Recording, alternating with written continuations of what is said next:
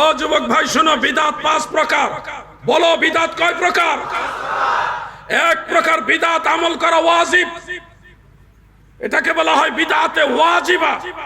ওই বিদাত আমল করা ওয়াজিব, অবশ্যই সেই বিদাত আপনাকে অনুসরণ করতে হবে, না হলে কোরআন হাদিসের সঠিক মর্ম আপনি বুঝতে পারবেন না।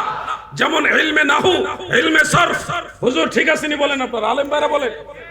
ইলমে নাহু, ইলমে সরফ এটা বিদাত। নবীর জামানায়, সাহাবীদের জামানায় এই বিদ্যা ছিল না, এই শাস্ত্রই ছিল না। এটা পরবর্তীতে আবিষ্কার হয়েছে। উলামায়ে আহলে সুন্নাহ সবাই একমত, এই শাস্ত্রগুলো হলো বিদাতে ওয়াজিবা। এটা বিদাত হলো এটা মুসলমানদের জন্য মানা ওয়াজিব, ওয়াজিব। 2 নম্বর বিদাত শুনুন, সেটা হলো বিদাতে মানদুবা। এটা বিদাত কিন্তু এটা মুস্তাহাব। এই ধরনের বিদাত আমল করা সওয়াবের কাজ। আপনাদের এলাকায় মাদ্রাসা আছে না নাই? আলিয়া হোক আর কওমি হোক, মুতলাকান বলছি না, প্রচলিত যত মাদ্রাসা আছে সমস্ত মাদ্রাসা হলো বিদাত।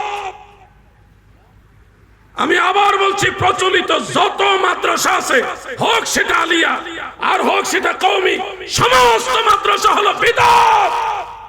তবে বিদাতে এটা মুহাররামা নয়, এটা বিদাতে মানদুবা, এটা সওয়াবের কাজ হিসেবে বিদাত।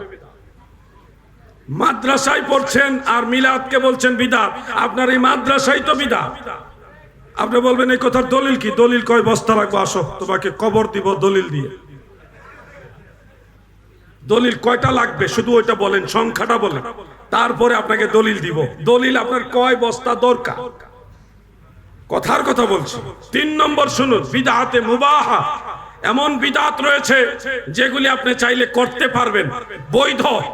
এই ধরনের বিদআত হলো, আপনি যদি চান আপনার বাড়িতে একটা অনুষ্ঠান করবেন, যে কোনো একটা ভালো অনুষ্ঠান, যেমন মানুষকে খাওয়াইতে চাচ্ছেন, খাবার দেওয়াটা সুন্নত, কিন্তু ওই অনুষ্ঠানটা হলো মুবাহ। এই ধরনের আনুষ্ঠানিকতাটা হলো কি মুবাহ, বৈধ, আপনি করতে পারবেন। এই ধরনের রেওয়াজ নবীর জামানায় এইভাবে ছিল না, কিন্তু ওই আনুষ্ঠানিক রেওয়াজ যদি আপনি করে নেন, বছর অমুক তারিখে আপনি আনুষ্ঠানিকভাবে মানুষকে খাওয়াবেন, খাবারটা সুন্নত হবে কিন্তু ওই অনুষ্ঠানটা মুবাহ হবে, বৈধ হবে। এই হলো 3 প্রকার বিদআত। 4 নম্বর বিদআত শুনুন, বিদআতে মাকরুহা। যেই বিদআত নবীর জামানায়, সাহাবীদের জামানায় তো ছিলই না, পরে আবিষ্কার হয়েছে, কিন্তু এটা জায়েজ না, এটা গুনার কাজ। এই বিদআত জায়েজ না। এটা হলো মসজিদের মধ্যে অতিরিক্ত কারুকার্য করা, অতিরিক্ত লাইট লাগানো প্রয়োজনের বাইরে। এবার কোন এলাকার মসজিদে গিয়ে পড়তেছে আমি জানি না, মসজিদ সমূহের মধ্যে অতিরিক্ত, স্বাভাবিক না অস্বাভাবিক কারুকার্য করা বিদআতে মাকরুহা। এটা গুনার কাজ, এটা সওয়াবের কাজ না, গুনার কাজ এটা। এবার আসেন 5 নম্বর, ওয়াজ উপরে পড়তেও পারে। সত্য কথা বললে কেউ খুশি হবে, কেউ বেজার হবে, এটাই ঠিক। আমি সবাইকে খুশি করতে পারবো না, আমি সত্য কথা বলবোই। আপনি যাচাই করতে চান, কিতাব দেন, আমি বাইর করে দিই, আপনারটা থেকে আমি বাইর করে দিব। 5 নম্বর বিদআত হলো বিদআতে মুহাররামা।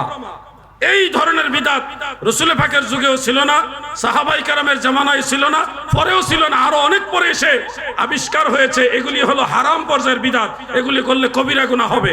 যেমন গায়ে হলুদের অনুষ্ঠান, প্রচলিত গায়ে হলুদের অনুষ্ঠান, বিবাহের অনুষ্ঠানে ছেলে মেয়ে নৃত্য করার অনুষ্ঠান, বড় বড় বক্স লাগিয়ে ডিজে অনুষ্ঠান, ছেলেদেরকে ভাবি দিয়া মহিলা দিয়ে গোসল করানোর অনুষ্ঠান, এই ধরনের ফাহেশা অনুষ্ঠান বিদআতে মুহাররামা। এটা কবিরা গুনাহ, হারাম হারাম হারাম। এই হইল 5 প্রকার বিদআত। আমার কথা বুঝতে কষ্ট হইতেছে নাকি? এই হলো 5 প্রকার বিদআত। সব বিদআত জায়েজ না, আবার সব বিদআত নাজায়েজ না। বিদআতের 5 ভাগ, এর মধ্যে 3টা করতে পারবেন, 2টা করতে পারবেন না। ভাই আমার, আপনাকে জানতে হবে এগুলি। যদি আপনি এগুলি না জানেন, ওই হুজুর এসে গায় বিদআত, তখন আপনি মনে করবেন বিদআত মনে হয় খারাপ, বিদআত মনে হয় খারাপ। আপনারা জানেন সাহাবায়ে কেরাম অনেক বিদআত আমল করেছে, বিদআত আমল করেছে, কিন্তু এগুলি নাজায়েজ হিসেবে আমল করে নাই, জায়েজ হিসেবে আমল করেছে। হযরতে আব্দুল্লাহ ইবনে ওমর রাদিয়াল্লাহু আনহুমা, ফকি তবকার সাহাবী, হযরত ওমর রাদিয়াল্লাহু আনহুর ছেলে, বিখ্যাত সাহাবী, উনায় একটা ফতোয়া দিয়েছেন, শোনাবো? ঘুমায় রয়েছেন না আপনারা? হযরত ইবনে ওমর রাদিয়াল্লাহু আনহু তিনি সালাতুদ দুহা ওটাকে বিদআত বলেছেন। সালাতু দোহা বিদআত বলেছেন, কিন্তু উনি আবার ব্যাখ্যা করছেন এটা বিদআত হলো এটা নিয়ামাতিল বিদআ, এটা উত্তম বিদআত, জায়েজ বিদআত। তার মানে বোঝা যাচ্ছে সাহাবাই কেরামও অনেক বিদআতকে গ্রহণ করেছেন, যেগুলি উত্তম হিসেবে গ্রহণ করেছেন। তারাবির নামাজের জামাত মাস ব্যাপিয়া করা এটাও বিদআত, কিন্তু এটা নাজায়েজ বিদআত না, সাহাবাই কেরাম উত্তম বিদআত হিসেবে এটা আমল করেছে। প্রিয় ভাই, বিদআতের মধ্যে অনেক বিষয় রয়েছে। আপনারা অনেকে এটা করছেন, অনেকে টাকা রুজি করে লেছেন, তাড়াতাড়ি তওবা করেন, নাহলে কিন্তু আমও যাইব। তওবা করবেন, এটা ডিলিট করবেন, আনস্টল করবেন, মোবাইল থেকে আউট করবেন, এবং অন্যকে এই ব্যাপারে ওয়াকিবহাল করবেন, জানাবেন যেটা এটা হলো একটা জুয়া, এটা কোরআনে নিষেধ, আল্লাহর নিষেধ, এটা হারাম, এটা শয়তানের কাজ। একবারে যত বড় দরবেশ দিয়েও যদি কয়, একেবারে যদি আমগো নাম কইতাম না, নাম কইলে আবার ফেস লাগবে।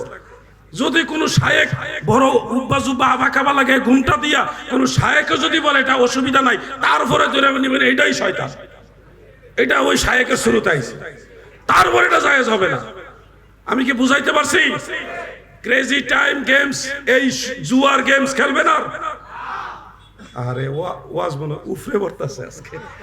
এটা হলো বিদআতে মুহাররামা, এটা বিদআতে মুহাররামা, এটা হারাম পর্যায়ের বিদআত। এটা যুগের চাহিদা অনুযায়ী ওয়াজ, এই ওয়াজ সবাই খুশি হবেন না। হারাম যারা খাইছেন, যারা এই সুদের এই কি জুয়ার টাকা ইনকাম করছেন, এই পরিমাণ টাকা সোয়াবের নিয়ত ছাড়া গরিব মিসকিনকে দিয়ে দিবেন। দান করা যাবে না, দান করলে গুনাহ হবে, এটা হারাম। এই হারাম টাকা দিয়া আপনি যদি দান করেন তা আবার ডাবল গুনাহ হবে।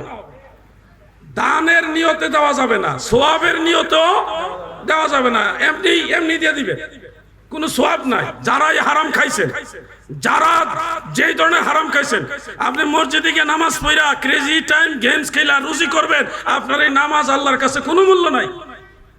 আপনি মাহফিল এসে সুবহানাল্লাহ আলহামদুলিল্লাহ জিকির করতেছেন, কইরা আবার ক্রেজি টাইম গেমস খেলা হারাম টাকা রুজি করতেছেন, আপনার এই মাহফিল আসাটা আল্লাহর কাছে কোনো মূল্য থাকবে না। এই লম্বা লম্বা দাড়ি রেখা টেবিলের নিচ দিয়ে ঘুষ খাইতেছ, তোমার এই দাড়ির কোনো মর্যাদা আল্লাহর কাছে পাবে না। ওয়াজ উফরে পড়তেছে, ওয়াজ উফরে পড়তেছে। আপনি যদি একেবারে বিশাল দানবী মাদ্রাসায় দান করেন, 1000 বস্তা সিমেন্ট মাদ্রাসায় দিয়েছেন, মসজিদে দিয়েছেন, লাখ লাখ টাকা বছরে যাকাত দেন, যাকাত, এরপরে দেখা গেছে আপনি নিজের মা বাবারে ভাত খাওয়ান না, আপনার এই যাকাত এই দান আল্লাহর কাছে কোনো মূল্য থাকবে বাইরে। এদিকে মা বাপরে ভাত খাওয়ান না, আর ওইদিকে গেছেন কাবা ঘর তাওয়াফ করার জন্য, হজ করতে, কোনো কাজ হবে। বড় হজ হইল মায়ের কাছে, বড় হজ কার কাছে? এটাকে নিঃসন্দেহে গ্যারান্টি যুক্ত কবুল হয়, আর ওইটা গ্যারান্টি নাই, ওইটা কবুল হইতেও পারে নাও হইতে পারে। তা আমাদেরকে সংশোধন হতে হবে। লম্বা লম্বা দাড়ি রাখছেন কিন্তু ঘুষ খাওয়া ছাড়তে পারছেন না, আপনার এই দাড়ির কোনো মর্যাদা আল্লাহর কাছে থাকবে